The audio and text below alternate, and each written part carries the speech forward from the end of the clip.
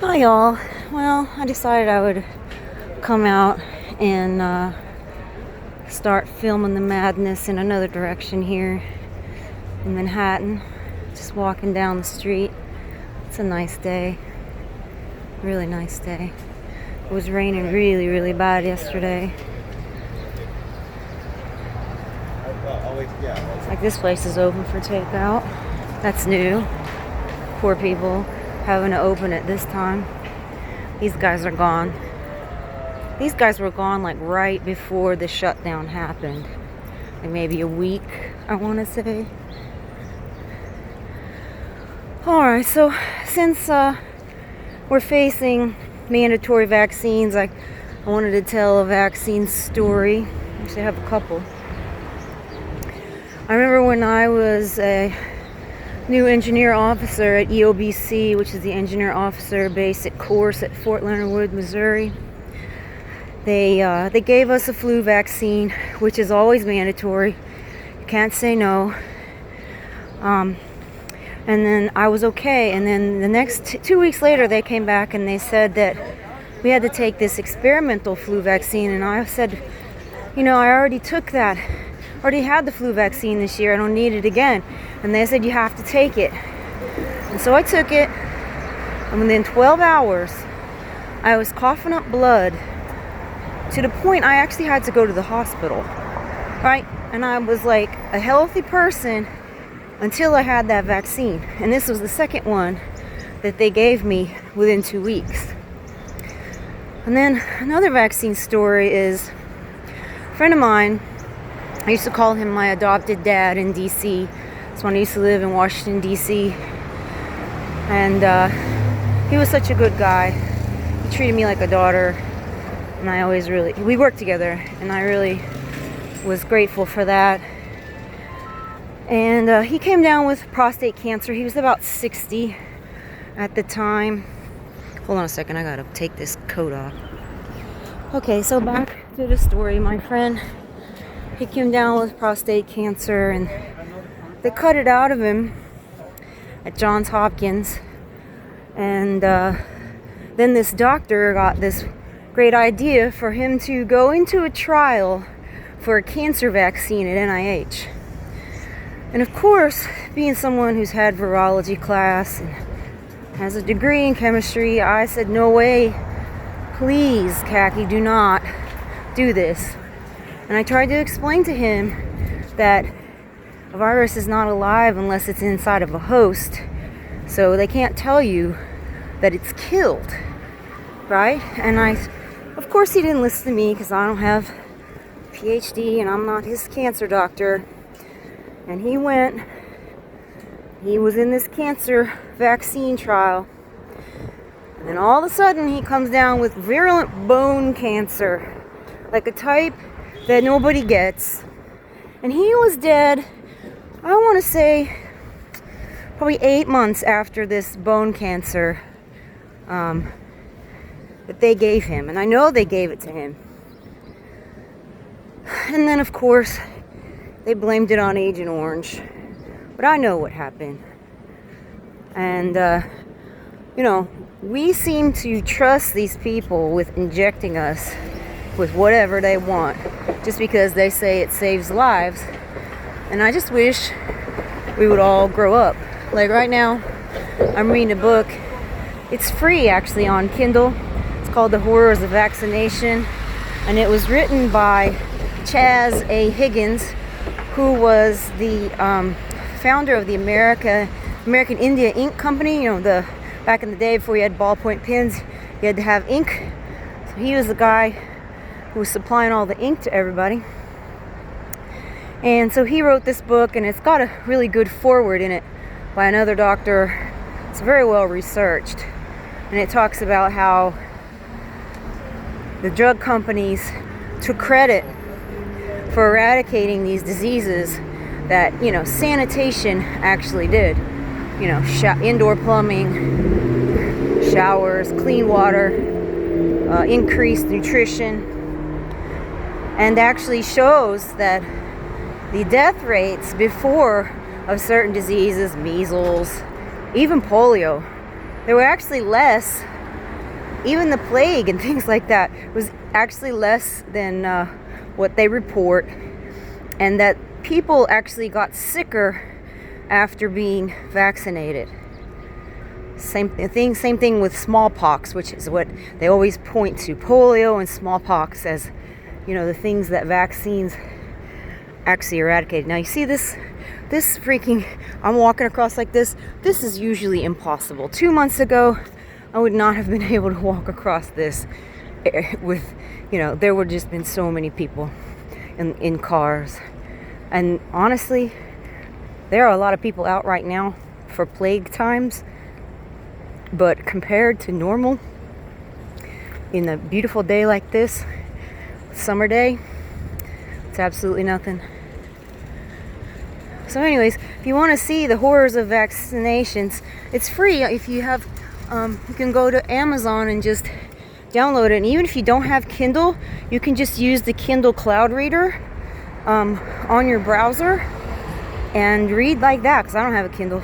I just read off of my regular computer. So take a look at that, because the vaccines are coming, and they're waiting. I wonder what's going on down at the beach. I don't know if I want to risk getting tackled. This is a big job that they've shut down really well. Wow. Those beautiful big steel columns. Nice. Getting all rusted out here in the rain though. This is a new, they did a like a renovation and fixed all the stonework. They were supposed to be starting to send more trains north, but I doubt, I don't know if that's happening. This is kind of a waste. Skanska's doing that work. I've done some work with them. I've done some design build jobs when I lived in DC and worked at Turner. Interesting thing about down there is we did a lot of JVs. We would find really big jobs, like $1 billion job or $500 million job, and a couple of GCs would go in on it, maybe with a steel sub or a mechanical and electrical sub. That way we'd share the bond. We wouldn't eat up all of our bond for that year, and we'd have a giant project on the books for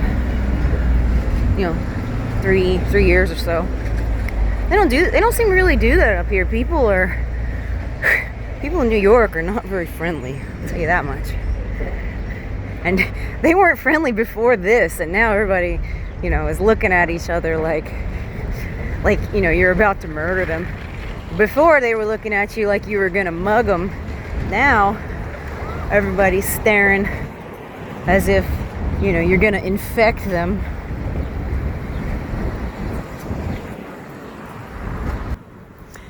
Oh, so many masks. It's pretty depressing. Just shows you how subservient everyone is, right? Because a mask that doesn't seal to your face isn't doing anything. There's air coming in the sides of the mask, so you're not safer. You're just showing what a slave you are and how obedient you are. It's embarrassing. And these poor children, I just can't even imagine. I grew up in Texas, like running around, riding horses, and sometimes you did kind of need a bandana over your face if it was really dusty. But when it's 110 degrees and 95% humidity, like where I grew up, you're gonna be passing out, even as a little kid, when you're tough, like I was back in the day. There's gonna be a lot of heat strokes this summer that are attributed to Hoaxid-19. It's pretty stupid. And they just keep fear-mongering. I don't know if you guys had seen this thing where they were talking about like murder bees or something like that, some sort of killer bee. Really? People will literally believe anything. I took one look at that fake bee that they had and knew it was fake. Like, y'all don't see I'm probably preaching to the choir, but y'all don't see that it's fake? You don't see the green screens that they're using for these reporters? You don't see it? I'm mind boggled at what people don't see. It's just, I don't know. Is it all the fluoride has just lowered everybody's IQ to the point where, you know, that average 10 IQ points that fluoride lowers it, that's just enough to make everybody basically lukewarm? I guess it is. Like, if, say, before the fluoride was added, if everybody's IQ was, I don't know, an average of 90 or 85, and you lowered it by 10 points, yeah, I mean, you're barely room temperature, I guess, in terms of intelligence, if those tests are even to be believed. Probably not. Everything else is fake. Probably not. Okay, so let's talk a little bit about nutrition. I had a request for that. Well, 18 years ago, when I broke my neck and my jaw on a parachute jump at Fort Bragg, I was bedridden. I mean, just sick as a dog.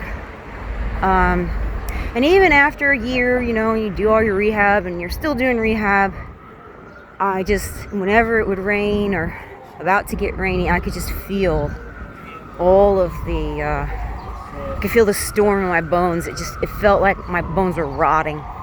It's the only thing I could explain, just rotting. And so I went to the library, and even at this time, so this is 2003, even at that time, the wisdom was like, you should be a vegetarian.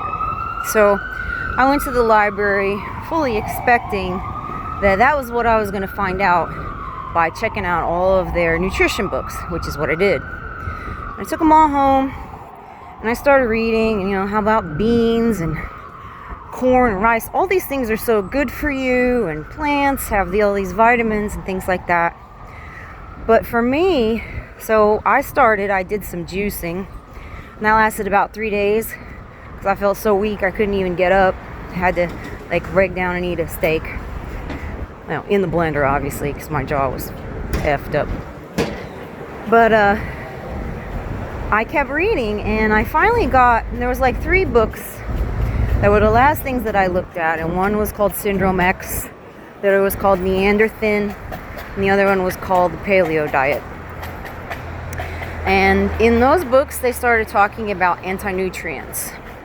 So I had mentioned this in another video, that plants don't want to be eaten. They don't have claws, and they can't run away, and they don't have teeth. So how do plants protect themselves? Through chemical warfare. In fact, all of the things that we use as medicines that come from plants are actually poison. It's just the dose that makes it not poison. So that's kind of what you're dealing with. So you have different types of anti-nutrients. Lectins, which are in beans, corn, rice, wheat. Lectin basically makes the gut more permeable, so that you end up with leaky gut syndrome, and the body starts attacking itself. Other anti-nutrients come from things called goitrogens, which are cabbages, broccoli, cauliflower, those things. Those things that are traditionally fermented, you know, cabbage, we traditionally ferment them using bacteria in a jar outside of our body, because we aren't cattle. We can't ferment these plants into saturated fatty acids. We can't digest it. We don't have cellulase, which is the enzyme that lyses cellulose. And we have a pH of 1.5 hydrochloric acid in our stomachs. And if you want to think about it, our pH level of hydrochloric acid in our stomach is lower than a lion's, and is actually 0.5 of a pH above a vulture. So you don't see vultures eating any vegetables. They're eating meat. And that's what we're made to eat. We're obligate carnivores, meaning we cannot live without it. Cannot live without animal products, whether that's eggs, milk, cheese, which you will not be very healthy because you won't get any heme, right? The red meat is heme, iron. You need it so you won't be anemic. A lot of these quote unquote crazy women, if you look into their diet, they aren't eating any beef. And they aren't eating enough. Like I had anemia and it didn't go away until I ate 2 pounds of raw beef liver in 3 days. Then I started getting better. So, well, they're taking this down. This place went out of business. So, back to plants. They don't want to be eaten. Just like how the vegans say that animals don't want to be eaten. Well, just because you can't see a plant trying to run away, you can't see a plant trying to poison you, doesn't mean they're not doing it. Right? Plants, for instance, our favorite pesticide, caffeine, is created to actually kill insects. It affects their central nervous system, gives them seizures, and kills them. The only reason it doesn't kill you is because you're so much bigger, right? So of course they tell you how great coffee is for you and all of that, and a lot of people can get away with drinking it, especially men. Men are a little better at metabolizing caffeine and also alcohol. But caffeine is very, very bad for women, and I'll tell you why. Because when a woman goes into menopause, the ovaries shut down, but it's the adrenal glands that are supposed to take up and start making the estrogen you need for the rest of your life. And if you have been drinking caffeine and milking your adrenal glands, ruining them to the point where you can't use them to make any estrogen, you're going to have horrible hot flashes and you're going to be miserable and you're not going to have any estrogen, and then you're going to be needing all of these creams. Plus exacerbate that with the fact they tell you don't eat any animal fat, right? And without cholesterol, without animal fat, a woman who's supposed to have twice the body fat that a man does naturally, she can't make hormones. And you know, all of these hormones are made from fat. They're made from, if you go look at a hormone, right? Go look at a hormone molecule, go look it up, and go look at a saturated fatty acid. Look at how much they look alike, right? Every cell in your body, all of your cell membranes are composed, they have cholesterol in it. And if you don't eat that cholesterol, your liver can make some of it, right? But you don't want to put your liver through that. You don't want your liver to be working even harder than it already has to filter all of your blood for your whole life. So, the hard part about being human these days, look at these guys playing basketball. That's good. Hard thing about being human these days is you got your food pyramid. There's a hint that you should do the exact opposite of whatever they say. But, you know, whenever they tell you something, you should really, really think about it with a grain of salt. And the other thing they don't tell you about, they tell you, oh, beef is so unhealthy, blah, blah, blah. And that's not true. Beef that is grass-fed is one of the best things you could ever eat for yourself. All ruminant animals that are fed their natural diet of grass have perfect omega-3 to omega-6 fatty acid ratios. It's when they turn around and they feed these animals exclusively on corn that it changes the omega fatty acid profile. It changes it from omega-3 to omega-6. And that is what's bad for you. And it's also bad for the animal. A lot of people don't know that 80% of the bicarbonate of soda mined here in America is given to the cattle in these feedlots. Because what happens when you feed a cow corn, it makes their rumen acidic. And their rumen is normally around 7, right? It's supposed to be a neutral pH. And when it's not, like it goes down below 6 or 7, gets in the 6 range, that bacteria that's in the stomach, the rumen of the animal, it starts dying, and then the cow starts starving to death, right? So that is another reason why humans will never be ruminants, cannot digest plants. We have a pH of 1. Hydrochloric acid at a pH of 1 is meant to dissolve meat and bone. And a lot of people would tell you, oh, you know, you don't have claws and you don't have teeth, you know, big canines. We don't need them. We have a brain where we can make a tool, right? Like I can make a spear and I can go kill an animal.